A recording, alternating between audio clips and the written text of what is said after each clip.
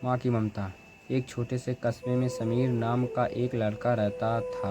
बचपन में ही पिता की मृत्यु हो जाने के कारण परिवार की आर्थिक स्थिति बहुत दयनीय थी। समीर की माँ कुछ पढ़ी लिखी जरूर थी, लेकिन उतनी पढ़ाई से नौकरी कहाँ मिलने वाली थी। जो घर घर बर्तन मांज कर और सिलाई बुनाई का काम करके किसी तरह अपने बच्चे को पढ़ा लिखा रही थी। समीर स्वभाव से थोड़ा शर्मीला था और अक्सर चुपचाप बैठा रहता था। एक दिन जब वे स्कूल से लौटा तो उसके हाथ में एक लिफाफा था।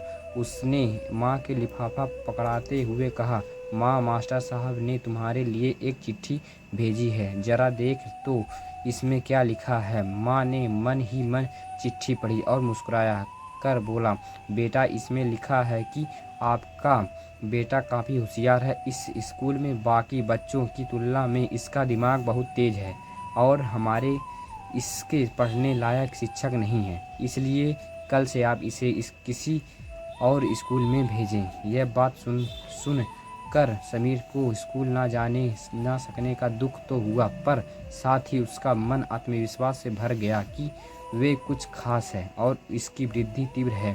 माँ ने इसका दाखिला एक अन्य स्कूल में करा दिया। समय बीतने लगा। समीर ने खूब मेहनत से पढ़ाई की। आगे चलकर उसने सिविल सर्विस परीक्षा भी पास की और आईएएस अफसर बन गया। समीर की माँ अब बूढ़ी हो चुकी और कई दिनों में बीमार भी चल रही थी और एक दिन अचानक उनकी मृत्यु हो गई। समीर के लिए यह बहुत बड़ा आघात था। वह विलख कर रो पड़ा। उसे समझा नहीं आ रहा था कि अब अपनी माँ के बिना वह कैसे जिएगा। रोते रोते ही उसने माँ की पुरानी अलमारी खोला और हाथ में उनकी माला, चश्मा और अन्य वस्तुएं लेकर चूमने लगा। उसने उस अलमारी में समीर की पुरानी खिलौने और बचपन में कपड़े तक संभाल कर रखे हुए थे। समीर एक एक कर सारी चीज़ें निकाल कर और तभी उसकी नज़र एक पुरानी चिट्ठी पर पड़ी। दरअसल ये वह चिट्ठी भी थी कि जो मास्टर साहब ने उसे 18 साल पहले दी थी। नाम आंखों से समीर उसे पढ़ लगा। आदरणीय अभिभावक, आपको बताते हुए हमें अफसोस हो रहा है कि आपका बेटा समीर पढ़ाई में बेहद कमज़ोर है और खेल कूद में भी भाग नहीं लेता है। जान पड़ता है कि उम्र में हिसाब से समीर की वृद्धि विकास नहीं हो पाई है, अतः हम इसे अपने विद्यालय में पढ़ने में असमर्थ हैं।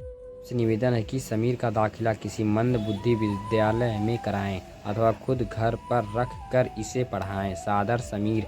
जानता था कि भले अब उसकी माँ इस दुनिया में नहीं रही है, पर वे जहाँ भी रहे उनकी ममता, उनका आशीर्वाद सदा उस पर बना रहे। भगवान सभी जगह नहीं हो सकते हैं, इसलिए उसने माएँ बनाई हैं। माँ से बढ़कर त्याग और तपस्या की मूर्त भला और कौन हो सकता है। हम पढ़ लिख लें, बड़े होकर कुछ बन जाएं, इसके लिए वे चुपचाप ना जाने कितनी कुर्बानियाँ देती हैं। अपनी ज़रूरत मार कर और हमारे शौक़ पूरा करती हैं। यह तक कि संतान पूरी व्यवहार करते हैं तो भी माँ उसका भला ही सोचती है। सचमुच माँ जैसी कोई नहीं हो सकती।